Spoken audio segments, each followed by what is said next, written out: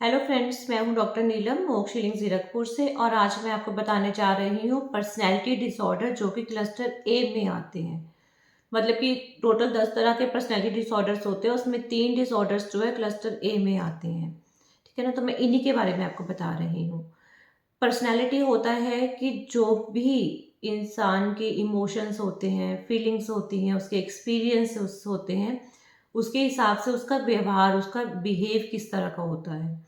मतलब जैसे भी कोई पर्सन है, कोई इंडिविजुअल है, अगर हम एक तो उसको जज करते हैं बाहर से कि उसने किस तरह ड्रेसअप किया हुआ है, किस तरह का मेकअप हुआ है उसका, है ना, या किस तरह से वो अपने आप को, मतलब बाहर से वो किस तरह दिख रहा है, तो उसको बोल देते हैं हम कि हाँ यार ये पर्सनैलिटी वाला बंदा है कि नहीं है, मतलब इंसान है कि नहीं। बट वो जो बाहरी पर्सनैलिटी होती है ना, उसका रोल सिर्फ और सिर्फ 20% ही होता है।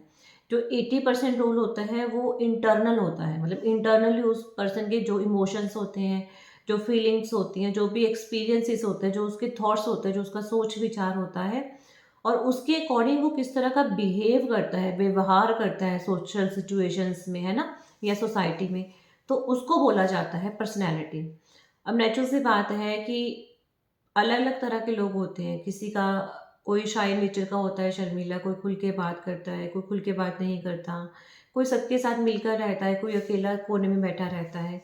बट कहीं ना कहीं सबका नेचर अलग है। लेकिन अगर इसमें से, मतलब उसकी पर्सनैलिटी में से कोई भी ऐसा कोई उसका थॉट है या इमोशन है या कोई भी बिहेवियर उसका बिल्कुल ही ज़्यादा डेविएटेड हो जाता है, मतलब बहुत ज़्यादा चेंज हो जाता है, बहुत ज़्यादा डिफरेंट या अलग हो जाता है, जो भी नॉर्मल सोसाइटी के रूल्स एंड रेगुलेशंस कह लो, या आपका जो कल्चर है, जिस तरह के कल्चर में आप रहते हो, उससे इतना ज़्यादा अलग हो जाता है कि वो उसका जो मतलब बिहेव है वो खुद उसके लिए भी नुकसानदायक हो जाता है, उसके फैमिली मेंबर्स के लिए भी, मतलब जहाँ, और उसके मतलब सारे जो भी लाइफ के, मतलब जो भी इवेंट्स होते हैं, चाहे वो सोशल हो, चाहे मतलब जॉब से रिलेटेड हो या पर्सनल हो, सारे ही डिस्टर्ब हो जाता है। मतलब उसका पूरा लाइफ जो है वो डिस्टर्ब हो जाती है उसके इस गलत बिहेव की वजह से। दैट उसको हम बोल देते हैं भी इस बंदे को पर्सनैलिटी डिसऑर्डर हो गया है, इस इंसान को पर्सनैलिटी डिसऑर्डर है। अब जो क्लस्टर ए ग्रुप होते हैं ना, उसमें जो पर्सन्स होते हैं ना, उनके जो विचार होते हैं, उनके जो थॉट्स होते हैं, बहुत ज़्यादा ऑड होते हैं और एक्सेंट्रिक होते हैं। मतलब कि सन की टाइप, मतलब जिसका मतलब अजीब से थॉट्स होते हैं, अजीब से विचार होते हैं। जैसे कि पहला होता है पैरानॉइड पर्सनैलिटी डिसऑर्डर। पैरानॉइड में पैरानोवा होता है, जिसमें कि इंसान जो है किसी के ऊपर भी विश्वास नहीं करता, किसी के ऊपर भी ट्रस्ट नहीं करता है, अपने मन की बात किसी को भी नहीं बताता, क्योंकि उसको लगता है कि अगर मैंने इसको बात बता दी तो ये जो है उसको मेरे खिलाफ यूज़ करेगा, और मेरी इंसल्ट करने के लिए या मुझे कुछ नुकसान पहुंचाने के लिए, तो ये मेरे लिए डेंजरस हो सकता है। तो ये थिंकिंग उसके मन में बैठ गई है मिसट्रस्ट की। तो इस वजह से जो है वो लोगों से धीरे धीरे करके कहीं ना कहीं दूर हो जाता है। तो ये होता है पैरानॉइड पर्सनैलिटी डिसऑर्डर में। और स्कीज़ॉइड में क्या होता है कि वो बंदा जो है, मतलब इंसान जिसको भी स्कीज़ॉइड पर्सनैलिटी डिसऑर्डर है, वो बिल्कुल अकेला हो जाता है। सॉलिटरी लाइफ़स्टाइल होता है, बिल्कुल अकेला। उसका कोई इमोशन नहीं होता, कोई फीलिंग नहीं होती। दूसरों का तो छोड़ो, पर अपने मतलब बिल्कुल जैसे रोबोट होता है ना, कि एक मशीन है, उसके अंदर कोई इमोशन, कोई फीलिंग नहीं, जस्ट लाइक दैट। जस्ट ये कह लो कि एक रोबोट है जो सिर्फ ऑब्जर्व कर रहा है, देख रहा है। बट उसके मतलब उस वो उसमें ना रिएक्ट नहीं करता, क्योंकि उसके पास ना तो इमोशन, रोबोट है। अब रोबोट के बाद तो कोई इमोशन होता ही नहीं, कोई फीलिंग नहीं होती। चाहे सुबह से शाम तक उसके आगे रोते रहो, चाहे हाय हाय करते रहो, चाहे दर्द से तड़पता रहे कोई भी इंसान, चाहे बहुत खुश हो, ये बिल्कुल मतलब बिल्कुल कोल्ड एकदम, जैसे मशीन होती है ना, वैसे बन के बैठा रहता है। मतलब इसको कोई फर्क नहीं पड़ता। दूसरों को तो छोड़ो, उसको खुद अपने इमोशंस के बारे में भी पता नहीं होता। अपने इमोशंस को भी सप्रेस करता है, क्योंकि बचपन से सप्रेस करता आ रहा है। तो वही अब उसकी जो है वो हैबिट बन गई है, वो पर्सनैलिटी डिसऑर्डर बन गया। क्योंकि जो भी हम सोचते हैं, जो भी हमारे विचार होते हैं, वही तो हमारे बिहेव में नजर आते हैं ना। अगर हमारे अंदर गुस्सा भरा हो तो ऊपर से गुस्सा ही तो निकलेगा ना। अगर किसी इंसान के दिल में प्रेम है तो प्रेम निकलेगा, कोई अंदर से खुश है तो बाहर भी तो खुशी निकलेगी, है ना। मतलब जो इंसान के अंदर भरा होता है, जो उसके विचार होते हैं, इमोशंस होते हैं, कहीं ना कहीं वो बाहर वही तो आते हैं ना, जो हमें उसमें पर्सनैलिटी के रूप में नजर आते हैं, बाहर उसके व्यवहार में नजर आते हैं।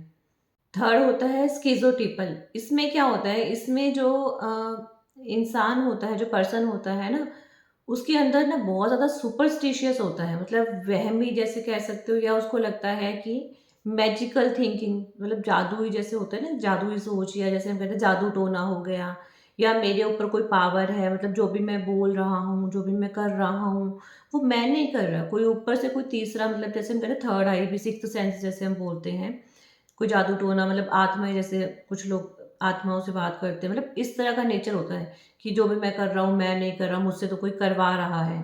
तो वो, और इस पर्सन को ना, मतलब रियलिटी में और काल्पनिक दुनिया में मतलब कुछ भी फर्क नहीं पता चलता, उसको यही नहीं पता चलता कि रियल क्या है, और जस्ट जो कल्पना कर रहा है, जो वो मतलब सोच रहा है, उसमें डिफरेंस इसको नहीं पता चलता।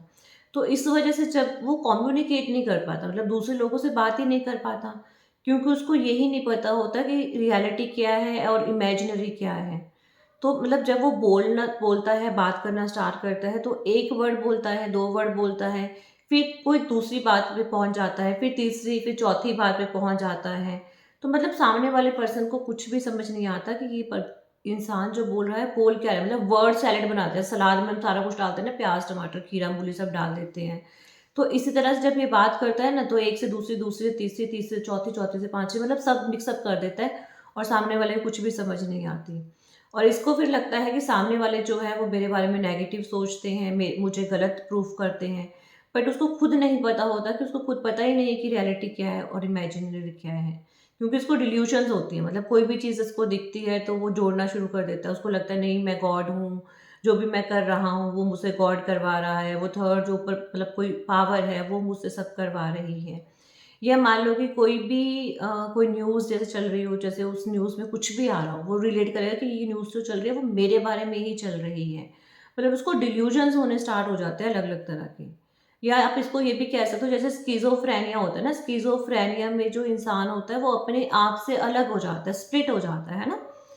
तो इसी में ये कह सकते हो कि स्किज़ोफ्रेनिया की प्री स्टेट आप इसको कह सकते हो, क्योंकि यहाँ पर भी इंसान को रियल में और इमेजिनरी में कुछ भी डिफरेंस पता नहीं चलता। यही जो स्टेज है आगे जा जा के जो है वो स्किज़ोफ्रेनिया में कहीं न कहीं चेंज हो जाती है, क्योंकि स्किज़ोफ्रेनिया भी एक मेंटल डिसऑर्डर है, सीवियर है ना?